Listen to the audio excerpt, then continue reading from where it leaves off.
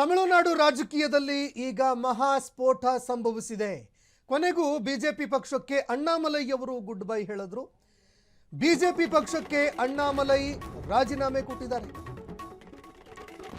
ಬಿಜೆಪಿಗೆ ಶಾಕ್ ಕೊಟ್ಟಿದ್ದಾರೆ ಸಿಂಗಂ ಅಣ್ಣಾಮಲೈ. ಅಣ್ಣಾಮಲೈ ಅವರು ಕೊನೆಗೂ ಬಿಜೆಪಿ ಪಕ್ಷಕ್ಕೆ ರಿಸೈನ್ ಮಾಡಿದ್ರು.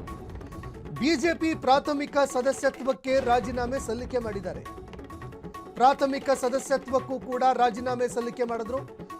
ಬಿಜೆಪಿ ರಾಷ್ಟ್ರೀಯ ಅಧ್ಯಕ್ಷ ನಿತಿನ್ ನಬೀನ್ಗೆ ರಾಜೀನಾಮೆ ಹಸ್ತಾಂತರ ಮಾಡಿದ್ದಾರೆ.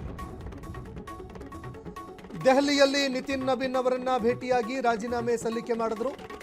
ಬಿಜೆಪಿ ಮುಖಂಡರ ಮನವೊಲಿಕೆಗೂ ಕೂಡ ಅಣ್ಣಾಮಲೈ ಬಗ್ಲೇ ಇಲ್ಲ.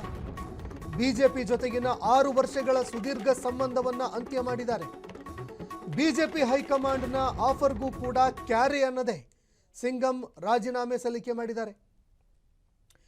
ಇನ್ನು ಅಣ್ಣಾಮಲೈ ಅವರು ರಾಜೀನಾಮೆ ಸಲ್ಲಿಕೆ ಮಾಡ್ತಾರೆ ಅನ್ನೋ ಮಾತುಗಳು ಈ ಹಿಂದಿನಿಂದಲೂ ಕೇಳಿಬರ್ತಾ ಇತ್ತು. ನಾವು ಕೂಡ ಈ ಬಗ್ಗೆ ಸುದ್ದಿ ಪ್ರಸಾರ ಮಾಡಿದ್ವಿ. ಇನ್ನು ಅಣ್ಣಾಮಲೈ ಅವರು ಒಂದು ಹೊಸ ಪಕ್ಷವನ್ನು ಸ್ಥಾಪನೆ ಮಾಡ್ತಾರೆ ಅನ್ನೋ ಮಾತುಗಳು ಕೇಳಿಬರ್ತಾ ಇದೆ. ನೋಡಿ, ಬಿಜೆಪಿ ಸಾಕಷ್ಟು ಪ್ರಯೋಗ ಮಾಡ್ತು ಅವರನ್ನು, ಆದರೆ ಜನರು ಕೂಡ ಒಪ್ಕೊಳ್ಳಿಲ್ಲ. ಬಿಜೆಪಿ ಪಕ್ಷಕ್ಕೂ ಕೂಡ ಅವಕಾಶ ಮಾಡಿಕೊಡ್ಲಿಲ್ಲ. ಬಿಜೆಪಿಯ ಸಿದ್ಧಾಂತಗಳಿಗೆ ವಿರುದ್ಧವಾಗಿ ನಡೆಯುತ್ತೆ ಅದು. ಇನ್ನು ರಾಜ್ಯಸಭೆಯ ಆಫರ್ ಕೊಟ್ಟರು ಕೂಡ ಅಣ್ಣಾಮಲೈ ಅವರು ತಿರಸ್ಕಾರ ಮಾಡಿದ್ರು. ರಾಜ್ಯಸಭೆಗೆ ಬನ್ನಿ ಅಂತ ಹೇಳಿದ್ರು ಕೂಡ ಅದನ್ನು ತಿರಸ್ಕಾರ ಮಾಡಿದ್ದಾರೆ. ಅಣ್ಣಾಮಲೈಗೆ ರಾಜ್ಯಸಭೆಗೆ ಆಫರ್ ಕೊಟ್ಟಿತ್ತು ಬಿಜೆಪಿ. 2021ರಿಂದ 25ರವರೆಗೆ ತಮಿಳುನಾಡು ಬಿಜೆಪಿ ಅಧ್ಯಕ್ಷರಾಗಿದ್ದರವರು. ತಮಿಳುನಾಡಿನ ಮೂಲೆ ಮೂಲೆಯಲ್ಲಿ ಬಿಜೆಪಿ ಸಂಘಟನೆಗೆ ಕ್ರಮ ಕೈಗೊಂಡಿದ್ರು.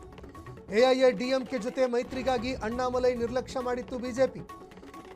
ಇನ್ನು ಚುನಾವಣೆಯಲ್ಲೂ ಕೂಡ ಟಿಕೆಟ್ ನೀಡದೆ ಬಿಜೆಪಿ ಮೂಲೆ ಗುಂಪು ಮಾಡಿತ್ತು. ಬಿಜೆಪಿ ನಿರ್ಧಾರಗಳಿಗೆ ಬೇಸತ್ತು ಗುಡ್ ಬೈ ಹೇಳಿದ್ದಾರೆ. ಈಗ ಇತ್ತೀಚೆಗಷ್ಟೇ ಕೇಂದ್ರದ ವಿರುದ್ಧ ಹರಿಹಾಯ್ದಿದ್ರು ಅಣ್ಣಾಮಲೈ. ಕೇಂದ್ರ ಸರ್ಕಾರದ ತ್ರಿಭಾಷಾ ನೀತಿಗೂ ಕೂಡ ಅಣ್ಣಾಮಲೈ ವಿರೋಧ ವ್ಯಕ್ತಪಡಿಸಿದ್ರು. ಸ್ವಪಕ್ಷದ ಕೆಲವು ನಿರ್ಧಾರಗಳ ಕುರಿತು ಅಣ್ಣಾಮಲೈ ಅಸಮಾಧಾನ ವ್ಯಕ್ತಪಡಿಸಿದ್ರು. ಈಗ ತಮಿಳುನಾಡಿನಲ್ಲಿ ಬಿಜೆಪಿಗೆ ಗುಡ್ ಬೈ ಹೇಳಿದ್ದಾರೆ ಅಣ್ಣಾಮಲೈ ಅವರು.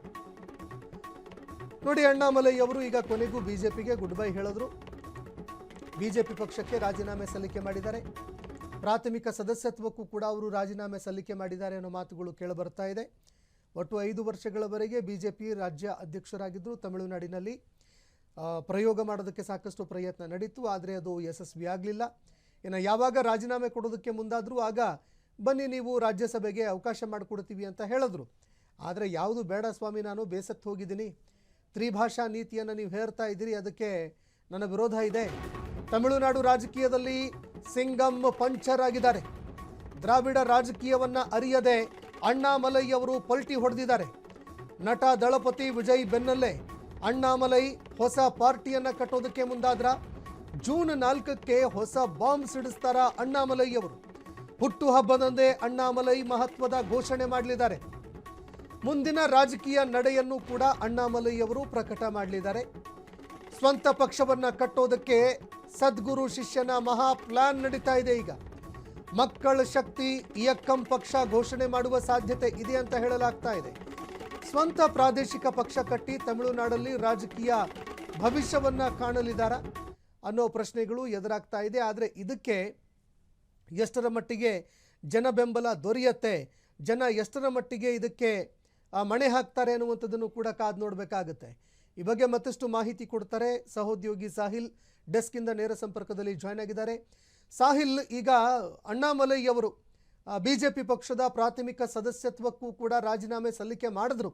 ಮುಂದೆ ಯಾವ ರೀತಿ ರಾಜಕೀಯ ಭವಿಷ್ಯವನ್ನ ಕಾಣೋದಕ್ಕೆ ಪ್ಲಾನ್ ರೂಪಿಸ್ಕೊಂಡಿದ್ದಾರೆ, ಈ ಬಗ್ಗೆ ಮತ್ತಷ್ಟು ಮಾಹಿತಿ ಕೊಡೋದಾದ್ರೆ.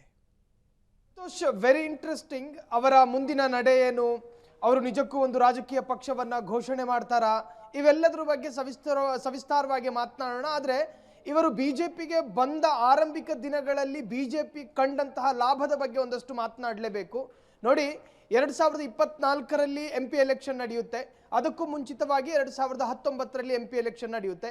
ನೋಡಿ, 2019ರ ಲೋಕಸಭಾ ಚುನಾವಣೆಯಲ್ಲಿ ತಮಿಳುನಾಡಿನಲ್ಲಿ ಬಿಜೆಪಿ ಗಳಿಸಿದ್ದು 3.66% ವೋಟಿಂಗು. ಆದರೆ 2024ರಲ್ಲಿ ಇದೇ ಬಿಜೆಪಿ ಗಳಿಸಿದ್ದು 11.45. ಅಂದರೆ ನೀವು ವೋಟಿಂಗ್ ಪರ್ಸೆಂಟೇಜನ್ನು ಲೆಕ್ಕ ಮಾಡಿ. 2011ರ IPS ಏನು ಬ್ಯಾಚಿನ ಒಬ್ಬ IPS ಅಧಿಕಾರಿ ಅಣ್ಣಾಮಲೈ ತಮಿಳುನಾಡು ಎನ್ನುವಂತಹ ರಾಜ್ಯಕ್ಕೆ ಹೋಗ್ತಾರೆ, ಒಂದು NGO ಮಾಡಿಕೊಳ್ತಾರೆ, ಅದಾದ ನಂತರ ಒಂದು ಪೊಲಿಟಿಕಲ್ ಪಾರ್ಟಿಗೆ ಸೇರ್ತಾರೆ, ಅದಾದ ನಂತರ ಒಂದು ಸ್ಟೇಟ್ ಪ್ರೆಸಿಡೆಂಟ್ ಆಗ್ತಾರೆ ಬಿಜೆಪಿಯದ್ದು. ನೋಡಿ, ಒಂದು MP ಎಲೆಕ್ಷನ್ ಅನ್ನು ನಿಭಾಯಿಸಿದಂತಹ ಒಬ್ಬ ಚತುರ ಚಾಣಾಕ್ಷ. ಈ ತರಹದ್ದೊಂದು ವ್ಯಕ್ತಿತ್ವ ಕೇವಲ ಹೇಳಿದ್ದೇನು ಬಿಜೆಪಿಯ ಜೊತೆ. ನೋಡಿ, AIADMK ಎನ್ನುವಂತಹ ಅತಿ ಸಣ್ಣ ಪಕ್ಷ, ಆ ಪಕ್ಷ ಈಗಿನ ವರ್ತಮಾನಕ್ಕೆ ಸರಿ ಇಲ್ಲ. ಅಂದ್ರೆ ಬಿಜೆಪಿ ಎನ್ನುವಂತಹ ಅತಿ ದೊಡ್ಡ ನ್ಯಾಷನಲ್ ಪಾರ್ಟಿಯ ಜೊತೆ ಹೊಂದಾಣಿಕೆ ಮಾಡಿಕೊಳ್ಳುವ ಯೋಗ್ಯತೆಯೂ ಆ ಪಾರ್ಟಿಗಿಲ್ಲ, ಅರ್ಹತೆಯೂ ಆ ಪಾರ್ಟಿಗಿಲ್ಲ. ಒಂದಲ್ಲ ಒಂದು ದಿನ ತಮಿಳುನಾಡಿನಲ್ಲಿ ನಾವು ಪೊಲಿಟಿಕಲ್ ನಷ್ಟವನ್ನು ಅನುಭವಿಸಬೇಕಾಗಿ ಬರುತ್ತೆ. ಹಾಗಾಗಿ ನೀವು AIADMKಗೆ ಈ ಕ್ಷಣವೇ ತಲಾಖ್ ಹೇಳಬೇಕು, ಅವರ ಜೊತೆ ಯಾವುದೇ ಕಾರಣಕ್ಕೂ ನಿಖಾ ಮಾಡ್ಕೋಬೇಡಿ. ಈ ಒಪ್ಪಂದ ಅಥವಾ ಈ ಬೇಡಿಕೆಯನ್ನ ನಖಶಿಕಾಂತವಾಗಿ ತಿರಸ್ಕಾರ ಮಾಡಿದ್ದು ಇದೇ ಬಿಜೆಪಿ. ಆರಂಭಿಕ ದಿವಸಗಳಲ್ಲಿ ಅಣ್ಣಾಮಲೈಯವರಿಗೆ ಈ ವಿಚಾರ ಅರಗಿಸಿಕೊಳ್ಳಲಾಗದಂತ ಉತ್ತರವಾಗಿ ಮಾರ್ಪಡ್ತು. ನೋಡಿ, ಇವತ್ತು ಈ ತರಹದೊಂದು ನಿರ್ಧಾರ ಮಾಡಿಕೊಳ್ಳೋದಕ್ಕೊಂದು ಕಾರಣ ಇದೆ. ಅಣ್ಣಾಮಲೈ ಒಬ್ಬ ಸರ್ವೇ ಸಾಧಾರಣ ವ್ಯಕ್ತಿಯಲ್ಲ. ಅಣ್ಣಾಮಲೈ ಒಬ್ಬ ಪೊಲೀಸ್ ಅಧಿಕಾರಿಯಾಗಿದ್ದವರು, ನಾನಾ ತರಹದ ರಾಜ್ಯಗಳನ್ನು ಸುತ್ತಿ ಬಂದವರು, ಅನೇಕ ತರಹದ ಪುಸ್ತಕಗಳನ್ನು ಓದ್ಕೊಂಡು ಬೆಳೆದವರು. ಅವರ ಪ್ರಬುದ್ಧವಾದಂತಹ ಮಸ್ತಿಷ್ಕಕ್ಕೆ ಅನೇಕ ಮೆಚ್ಯೂರ್ಡ್ ಆದಂತಹ ವಿಚಾರಗಳು ಹೊಳೆದಿರುತ್ತೆ. ನಾಳೆ ದಿನ ನೋಡಿ, ಅವರು ಬಿಜೆಪಿ ಪಕ್ಷವನ್ನು ತೊರೆಯುತ್ತಿರೋದು ಖಾತ್ರಿ, ಆದರೆ ಮತ್ತೊಂದು ರಾಜಕೀಯ ಪಕ್ಷವನ್ನ ಮಾಡ್ತಿದ್ದಾರಾ ಅನ್ನೋದ್ರ ಬಗ್ಗೆ ಸಂಶಯ ಇದೆ. ಕೇವಲ ಒಂದು ಸಾಮಾಜಿಕ ಸಂಘಟನೆ ಮಾಡ್ತಾರಾ ಅಥವಾ ಒಂದು ರಾಜಕೀಯ ಪಕ್ಷವನ್ನೇ ಮಾಡ್ತಾರಾ, ಈ ಬಗ್ಗೆ ಇನ್ನೂ ಚರ್ಚೆ ಇದೆ, ಈ ಬಗ್ಗೆ ಇನ್ನೂ ಭಿನ್ನಾಭಿಪ್ರಾಯಗಳಿದೆ. ಎಲ್ಲಿಯೂ ಕೂಡ ಅವರೊಂದು ಪೊಲಿಟಿಕಲ್ ಪಾರ್ಟಿಯನ್ನು ಘೋಷಣೆ ಮಾಡ್ತಾರೆ ಅನ್ನುವಂತಹ ಯಾವುದೇ ಔಪಚಾರಿಕವಾದಂತಹ ಸ್ಟೇಟ್ಮೆಂಟ್ ಈವರೆಗೂ ವ್ಯಕ್ತವಾಗಿಲ್ಲ. ಸಂತೋಷ್, ಈಗ ಮತ್ತೊಂದು ಕಡೆ ನಾವು ನೋಡಿದಾಗ ನೋಡಿ, ಬಿಜೆಪಿ ಅವರನ್ನ ಎಷ್ಟೇ ಪ್ರಯೋಗ ಮಾಡೋದಕ್ಕೆ ಪ್ರಯತ್ನ ಮಾಡಿದ್ರು, ಆ ಮಟ್ಟಿಗಿನ ಒಂದು ಜನಪ್ರಿಯತೆಯನ್ನು ಸಾಧಿಸೋದಕ್ಕಾಗಲಿಲ್ಲ. ಹೀಗಾಗಿ ಈಗ ಒಬ್ಬ ಹೊಸ ನಾಯಕನ ಎಂಟ್ರಿ ಆಗಿ ಹೋಗಿದೆ. ಈ ನಡುವೆ ಅವರ ಹೊಸ ಪಕ್ಷಕ್ಕೆ ಅಥವಾ ಅಣ್ಣಾಮಲೈ ಅವರಿಗೆ ಭವಿಷ್ಯ ರೂಪಿಸ್ಕೊಳ್ಳೋದಕ್ಕೆ ಸಾಧ್ಯನಾ ಅಂತ ಅದಕ್ಕೆ ಪುಷ್ಟಿ ಕೊಡೋ ತರಹ ತಮಿಳುನಾಡಿನಲ್ಲಿ ಇತ್ತೀಚೆಗೆ ನಡೆದಂತಹ ಒಂದು ರಾಜಕೀಯ ಕ್ರಾಂತಿ TVK ನೋಡಿ. ಅಣ್ಣಾಮಲೈ ಅದೇನೋ ಹೇಳ್ತಾರಲ್ಲ, ಯಾವುದೋ ಒಂದು ವೃಕ್ಷದ ಕೆಳಗೆ ಜ್ಞಾನೋದಯ ಆಯಿತು ಅಂತ. ಅಣ್ಣಾಮಲೈ ಅವರಿಗೆ 2026ರಲ್ಲಿ TVK ಎನ್ನುವಂಥ ಒಂದು ಪಕ್ಷ ವಿಜಯ ಸಾಧಿಸಿದ್ದು ಅವರಿಗೆ ಜ್ಞಾನೋದಯ ತರಿಸಿದೆ ಅನ್ನುವಂತಹದ್ದು. ಕಾರಣ, ತಮಿಳುನಾಡಿನಲ್ಲಿ ಏನು ಬೇಕಾದರೂ ಆಗಬಹುದು.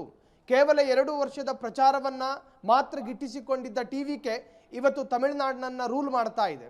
ಹಾಗಿದ್ದಾಗ ಒಂದು ಸಂಘಟನಾತ್ಮಕವಾದಂತಹ ಚಳುವಳಿಯ ಮುಖೇನ ಪ್ರಚಾರವನ್ನು ಗಿಟ್ಟಿಸಿಕೊಳ್ಳೋದಕ್ಕೆ ತಮಿಳುನಾಡು ಭೂಮಿ ಒಂದು ಹದ ಆಗಲ್ಪಟ್ಟ ಭೂಮಿ.